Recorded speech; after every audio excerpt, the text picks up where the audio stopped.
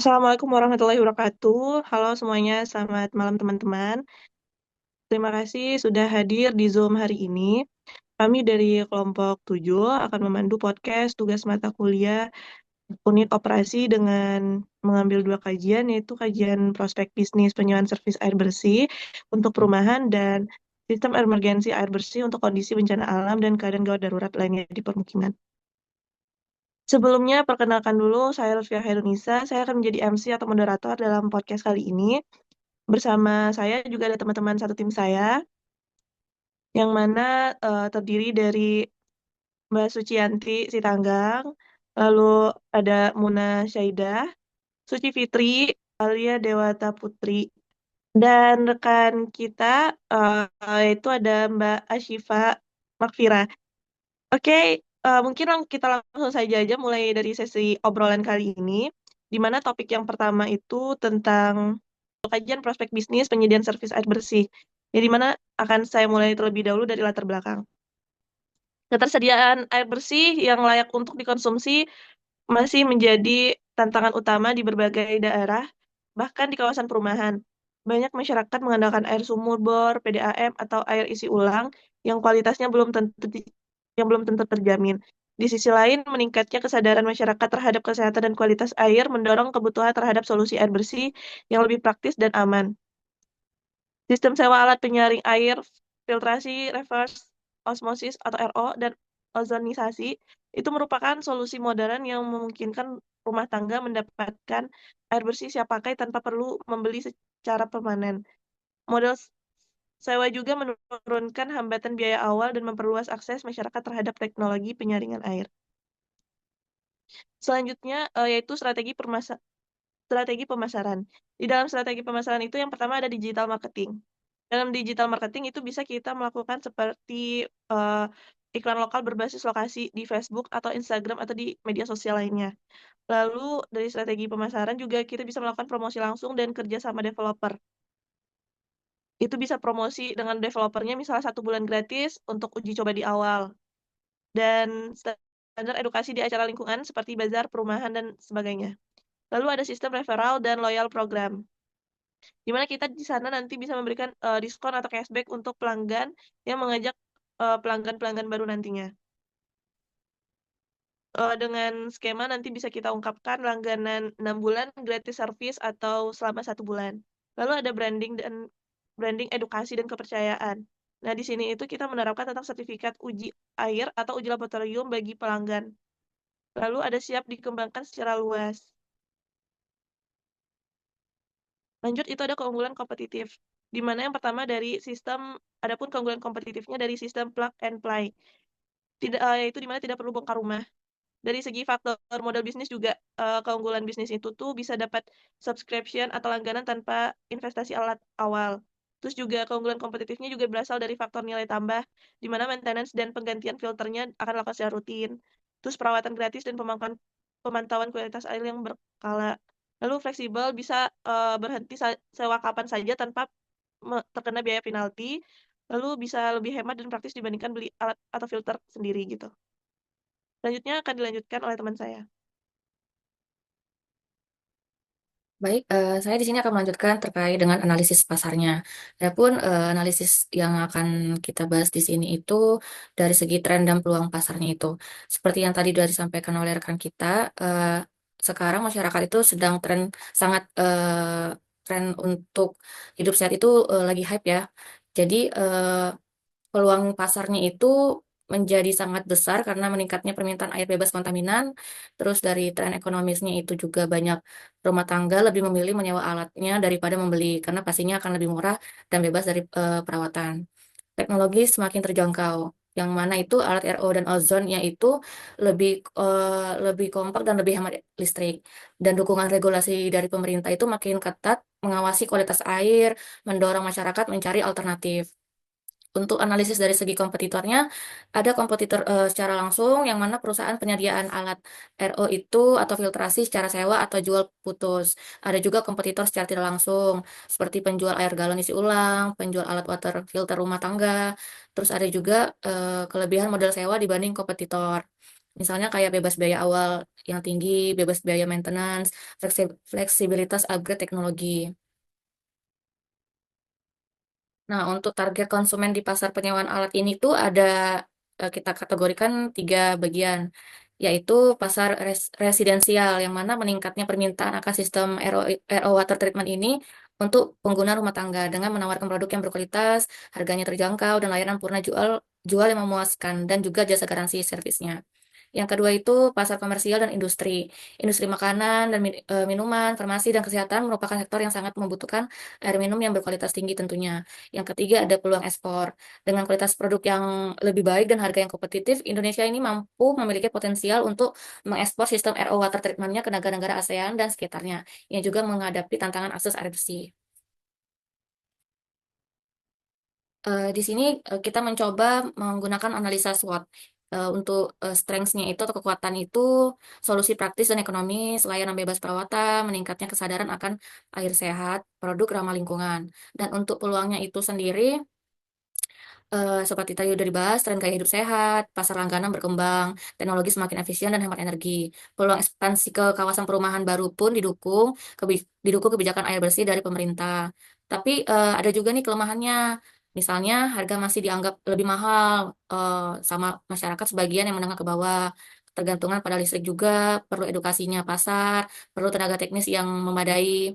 Terus ada juga ancaman yang dihadapin itu seperti persaingan dari air galon isi ulang yang lebih murah, kompetitor besar masuk ke pasar, persepsi masyarakat terhadap teknologi, yang terakhir itu fluktuasi ekonominya. Baik, selanjutnya terkait konsep bisnis. Jadi dari konsep bisnis yang ditawarkan yaitu dengan layanan penyewaan alat filtrasi atau RO ataupun ozon yang dipasang langsung di rumah konsumen. Penyediaan jasa ini bertanggung jawab atas pemasangan, pemeliharaan rutin, eh, penggantian komponen, serta pengecekan berkala terhadap kualitas air. Selain itu juga tersedia beberapa layanan paket sesuai dengan kebutuhan dari mulai penyaringan air dasar hingga air siap minum. Untuk pembayarannya dilakukan secara bulanan atau tahunan dengan fleksibilitas kontrak yang menarik bagi rumah tangga menengah. Nah, uh, untuk paket pilihannya pun juga disesuaikan dari kebutuhannya, seperti filtrasi dasar ini hanya untuk menghilangkan bau, besi dan juga kekaruhannya. Untuk air RO ini untuk menyiapkan air untuk dikonsumsi dan ozon ini sebagai antibakteri tambahan. Nilai tambahnya dari konsep bisnis yang ditawarkan yaitu fleksibel, jadi bisa berhenti kapan saja. Selain itu juga praktis untuk keluarga muda dan cocok untuk daerah yang belum dilayani PDAM. Dari konsep bisnis ini, konsumen tidak perlu membeli alat yang mahal untuk kebutuhan air bersih ataupun air siap minum.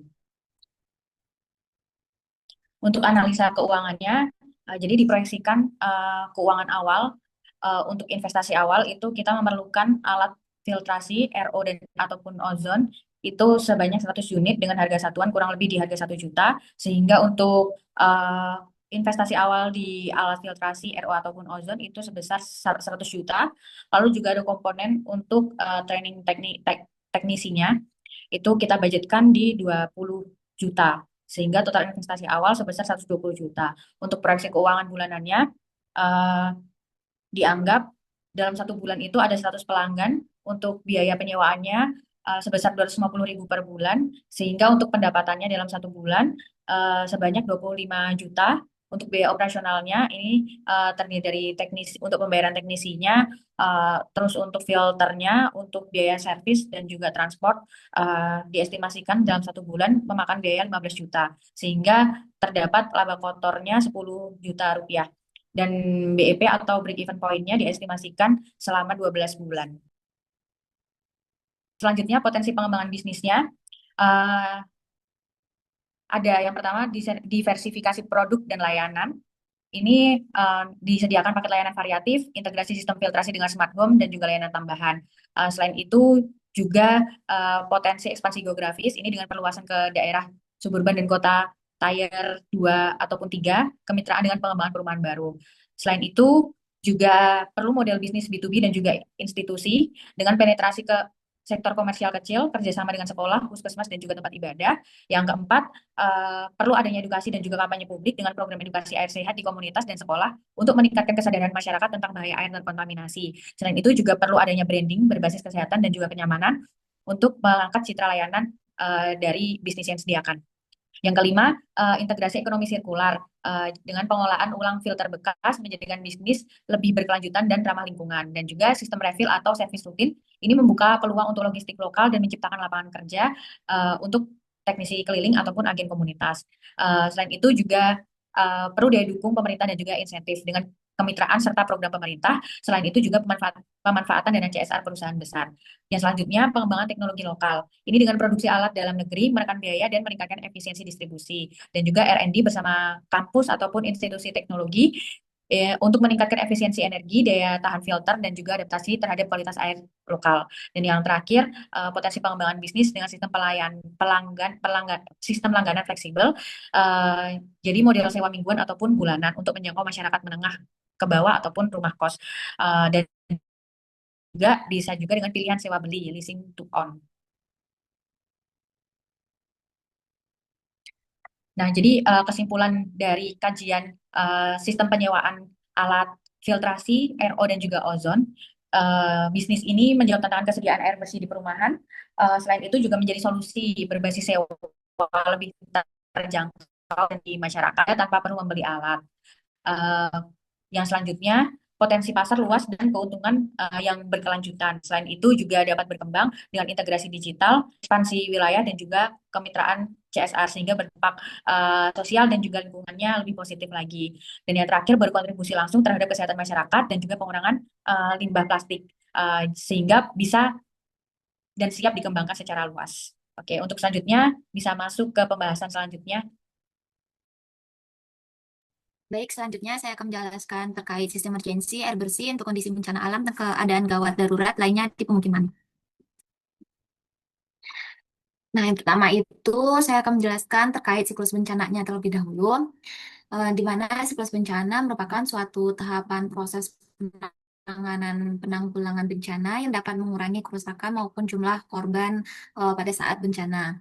Nah, di sini ada tiga tahap prosesnya, yaitu tahap pra-bencana, bencana, dan pos-bencana. Nah, untuk setiap proses tahapan penanggulangan bencana, terdapat tindakan yang penting untuk dilakukan, baik itu oleh individu, kelompok, ataupun masyarakat. Yang pertama kita masuk terlebih dahulu di pra-bencana atau sebelum terjadinya bencana. Nah, di mana sebelum terjadi bencana diperlukan tindakan pencegahan, mitigasi, dan kesiapsiagaan. Pencegahan dan mitigasi dalam bencana seringkali disamaartikan karena keduanya adalah serangkaian upaya untuk mengurangi kerusakan dalam lingkungan bencana. Tetapi menurut Undang-Undang Nomor 24 Tahun 2007, pencegahan adalah upaya untuk menghilangkan ancaman bencana.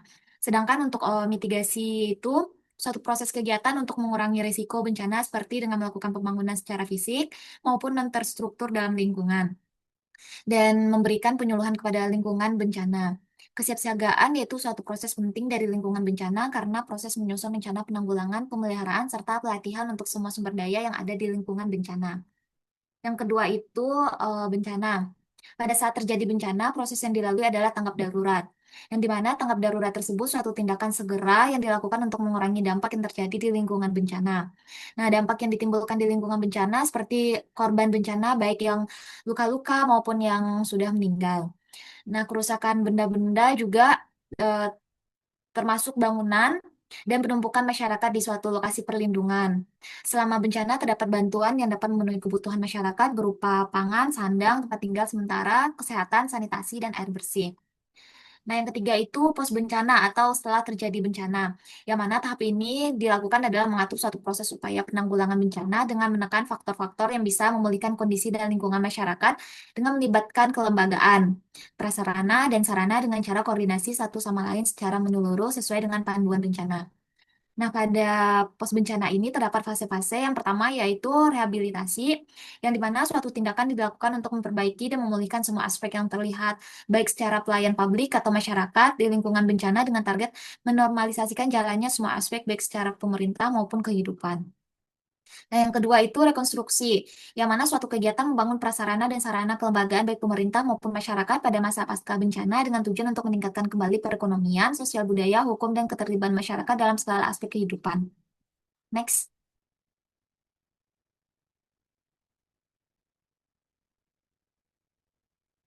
Nah, di sini kita masuk latar belakang pentingnya air bersih saat bencana. Air bersih merupakan kebutuhan dasar manusia yang sangat vital untuk kelangsungan hidup. Dalam suatu situasi normal, akses terhadap air bersih digunakan untuk minum, memasak, kebersihan pribadi, dan sanitasi. Namun dalam kondisi bencana, baik bencana alam seperti banjir, gempa bumi, maupun bencana non-alam seperti konflik atau pandemi, akses terhadap air bersih seringkali terganggu.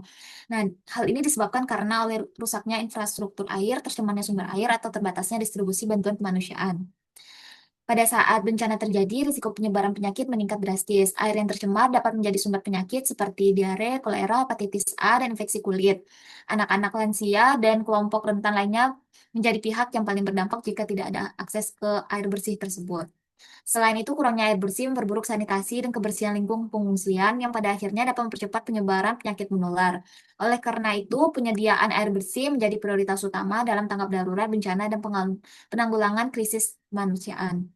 Upaya mitigasi seperti membangun sistem penyaringan darurat, menyediakan tangki air bersih, dan mengedukasi masyarakat tentang pentingnya higienitas juga menjadi bagian penting dari strategi penanggulangan bencana. Tanpa akses terhadap air bersih, upaya penyelamatan dan pemulihan pasca bencana akan mengalami hambatan yang serius, baik dari sisi kesehatan, keamanan, maupun pemulihan sosial ekonomi. Nah, jadi air bersih merupakan kebutuhan krusial yang harus diprioritaskan dalam penanganan bencana. Ketersediaannya dapat menyelamatkan nyawa, mencegah wabah penyakit, dan mempercepat proses pemulihan masyarakat terdampak bencana. Selanjutnya akan dijelaskan oleh rekan saya. Ya, tadi sudah dijelaskan sedikit mengenai bencana itu apa, terus siklusnya bagaimana, dan seberapa pentingnya air bersih di keadaan dampak dari setelah terjadinya bencana gitu ya. Nah, kalau misalnya tadi sudah dijelaskan siklus bencana seperti apa, nah kita akan masuk ke contoh-contoh bencana dan dampak dari bencana itu sendiri terhadap air bersih. Ini contoh-contohnya mungkin sudah kita ketahui bersama ya, bencana yang bukan umum terjadi sih, memang yang biasanya terjadi gitu ya di Indonesia itu ada banjir, tanah longsor, gempa bumi, karena kita memang berada di wilayah Ring of Fire gitu ya, dilalui oleh berbagai lempeng tektonik maupun juga gempa dari aktivitas gunung berapi gitu ya, gempa bumi vulkanik, atau juga karena kita memang banyak terdiri dari beberapa memang negara kepulauan gitu ya. Gempa yang sering terjadi atau awam terjadi di Indonesia itu tsunami salah satunya. Contohnya itu yang memakan banyak korban itu yaitu tsunami Palu dan tsunami Aceh. Eh, jadi sebenarnya dari bencana itu dampaknya luas gitu ya, dari mulai harta, nyawa gitu. Tapi yang dalam hal ini kita akan ulik gitu, dampak bagaimana bencana ini berdampak terhadap pasokan air bersih.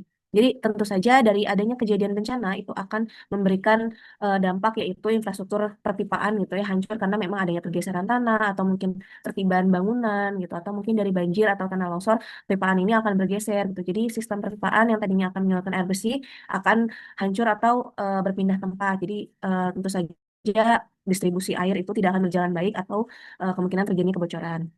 Atau yang kedua ada kontaminasi sumber air, di mana kalau biasanya kita menggunakan air bersihnya dari intake-nya dari sungai atau intake-nya dari mata air gitu ya. Kalau misalnya terjadi bencana terutama seperti tsunami ataupun banjir, tentu saja sumber air ini akan tercemar dan tidak bisa menjadi pasokan utama air dalam penggunaan air bersih.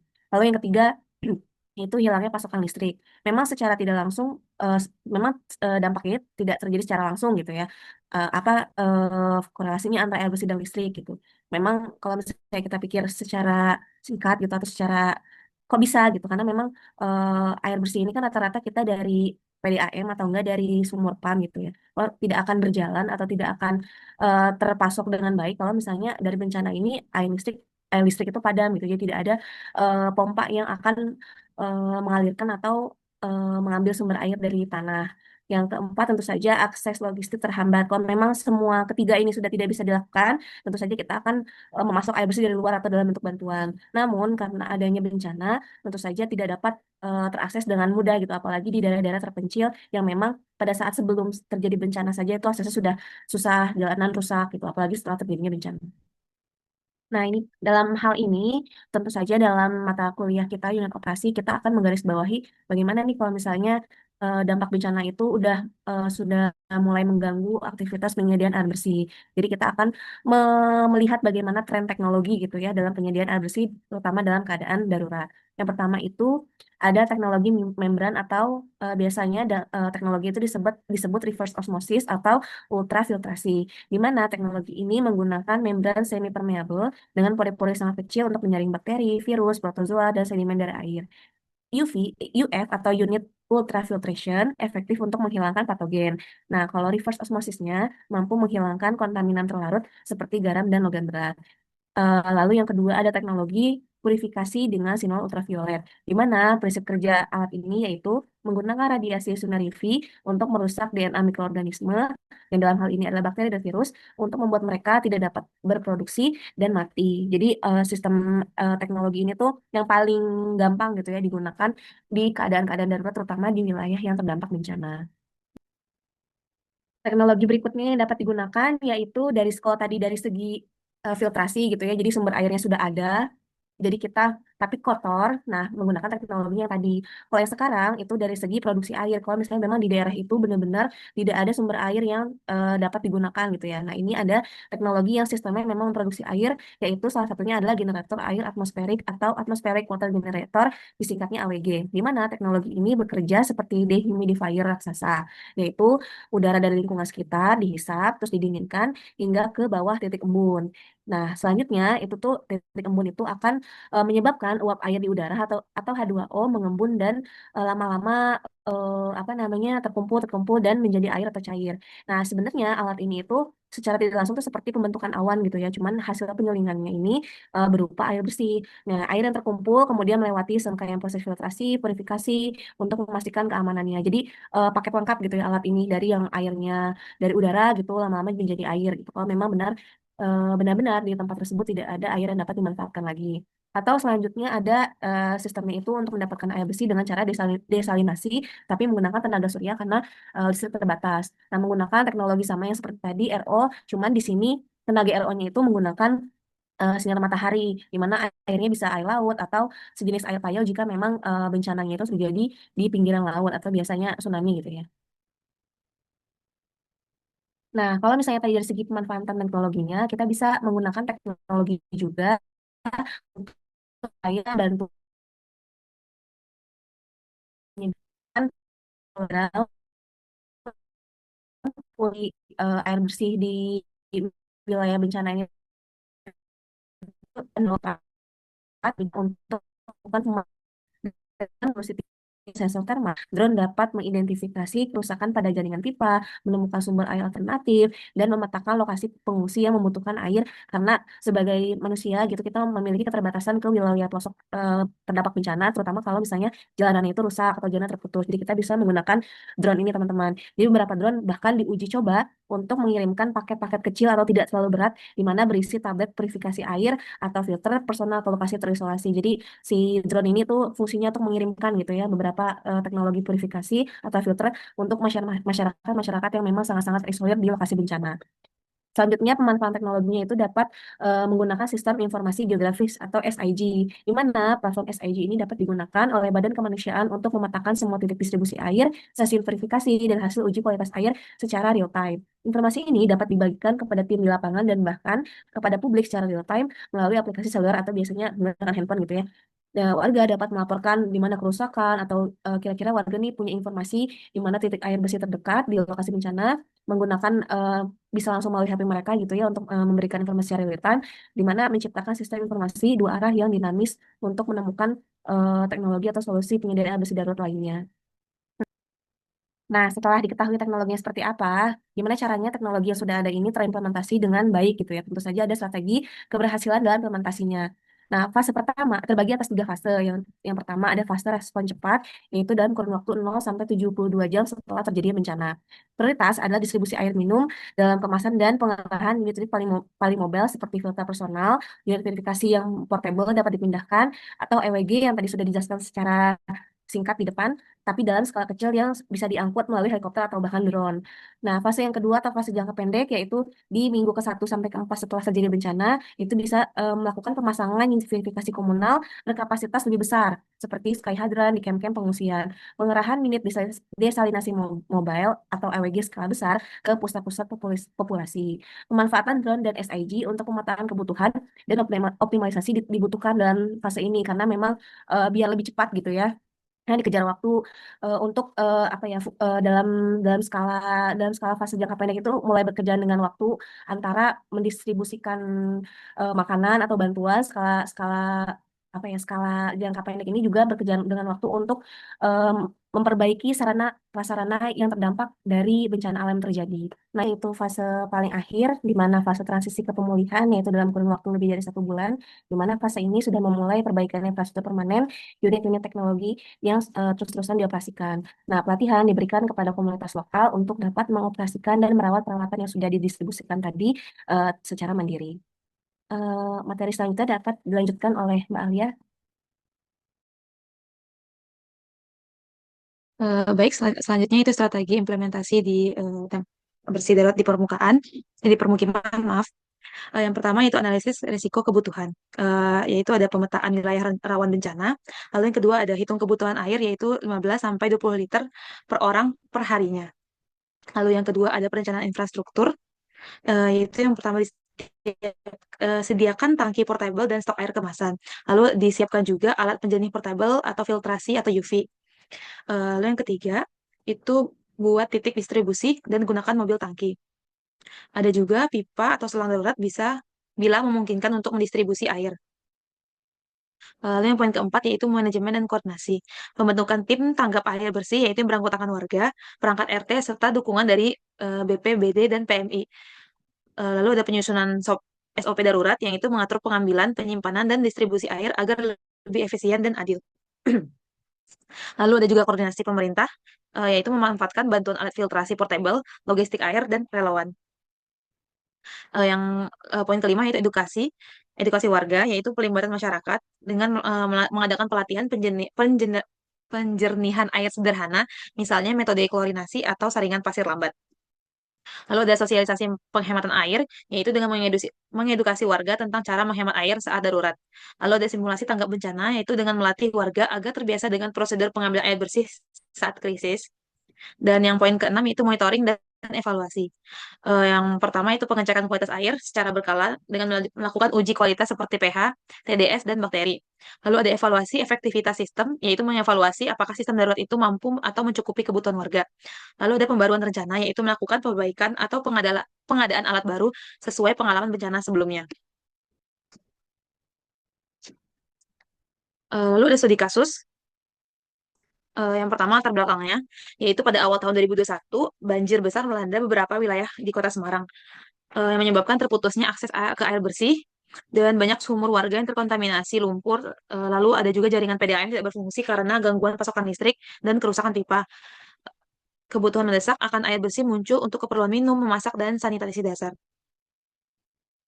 Untuk studi kasus itu bencana banjir di Kota Semarang. Yang masalah utamanya yaitu sumber air lokal terkontaminasi, lalu ada distribusi air PDAM terhenti, keterbatasan logistik untuk distribusi air bersih ke seluruh warga, dan tingginya risiko penyakit akibat air kotor seperti diare atau leptospirosis. Ya, selanjutnya itu solusi sistem emergensi untuk studi kasus tersebut. Yang pertama adalah penggunaan mobil tangki air bersih, yaitu pemerintah daerah bekerja sama dengan BPBD dan PMI untuk mengarahkan mobil tangki memasok air bersih ke titik pengungsian dan pemukiman yang terisolasi. Lalu ada distribusi air dalam kemasan, seperti aqua galon, yaitu bantuan air minum kemasan dari perusahaan swasta dan lembaga kemanusiaan untuk kebutuhan yang mendesak. Lalu, lalu ada pembangunan tangki sementara yaitu tangki fiber yang 5.000 liter ditempatkan di lokasi strategis untuk mendistribusikan air bersih. Ada juga penyuluhan dan edukasi, yaitu edukasi warga untuk menggunakan disinfektan air sederhana atau klorinasi jika menggunakan sumber air darurat. Dan juga instalasi unit water treatment portable, ya ini teknologi yang digunakan seperti portable water purification system, yaitu membran ultraviolet dan UV sterilization. Sistem ini dapat memurnikan air banjir menjadi layak dikonsumsi dengan kapasitas 5.000 liter per harinya. Dari studi kasus tersebut, hasil yang dapat dicapai yaitu dalam 3 hari, lebih dari 80% warga terdampak banjir mendapatkan akses ke air bersih. Lalu berkurangnya kasus diare dan penyakit berbasis air, peningkatannya kesadaran masyarakat tentang pentingnya sistem air darurat. Dan pembelajaran dari kasus tersebut yaitu yang pertama, sistem air bersih darurat harus disiapkan sebelum bencana terjadi dengan stok tangki air portable dan unit pengolahan. Dan yang kedua, kolaborasi antar pemerintah yaitu yang swasta dan NGO sangat penting. Dan yang ketiga adalah perlu adanya rencana kontingensi di tiap pemukiman yang beresiko tinggi. Sekian, terima kasih. Dikembalikan kepada moderator. Baiklah, terima kasih kepada teman-teman semua yang sudah menyampaikan materinya. Baiklah, dari teman-teman, apakah ada yang ingin bertanya? Saya mau bertanya, Mbak. Boleh, Mbak Sucianti. Saya mau Pada Mbak Suci, bertanya dipersilakan. ke Mbak Suci Fitri ya. Baik, Tadi, Mbak, silahkan. ya, tadi seperti yang udah dipaparkan oleh Mbak Suci itu, saya mau tanya nih Mbak, kenapa ya masih banyak wilayah yang terdampak bencana di Indonesia yang masih kesulitan mendapatkan air bersih? Padahal itu kan merupakan kebutuhan yang krusial dan kebutuhan dasar ya Mbak. Oke, Mbak, makasih atas pertanyaannya. Saya akan coba menjawab.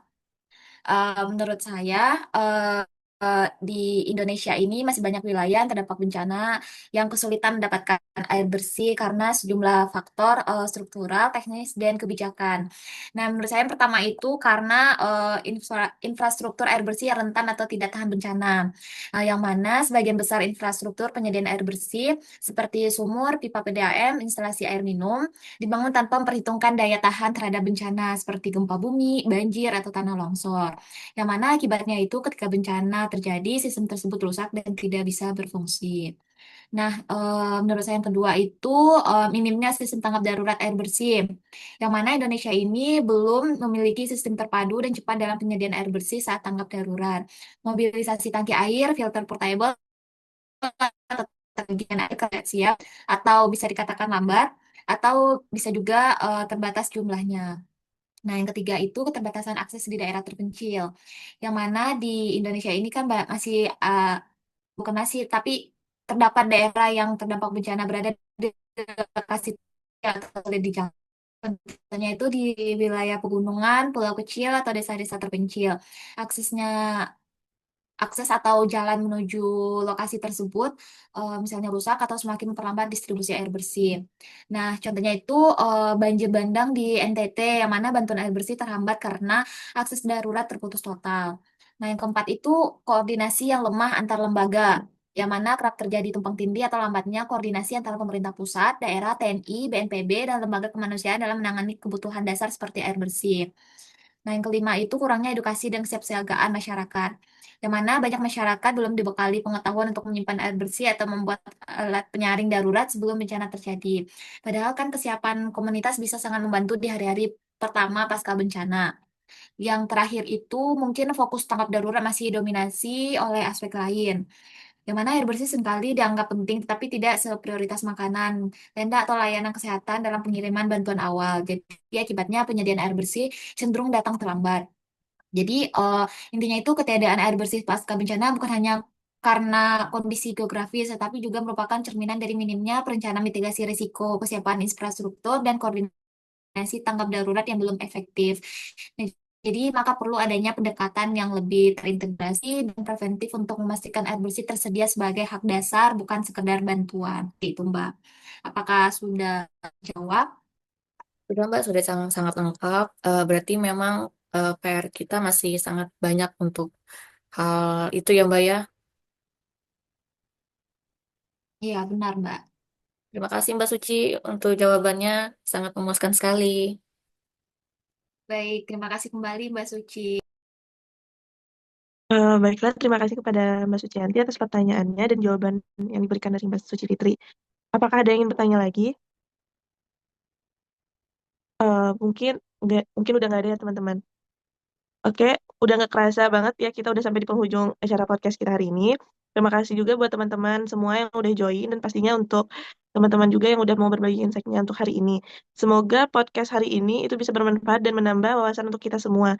Jangan lupa untuk tetap semangat ngerjain tugas-tugasnya ya. Saya Lutfiah Khairunisa dan teman-teman saya dari kelompok 7 pamit undur diri. Wassalamualaikum warahmatullahi wabarakatuh. Terima Waalaikumsalam. kasih. Terima Terima kasih. kasih. Terima Terima kasih kasih semuanya. semua.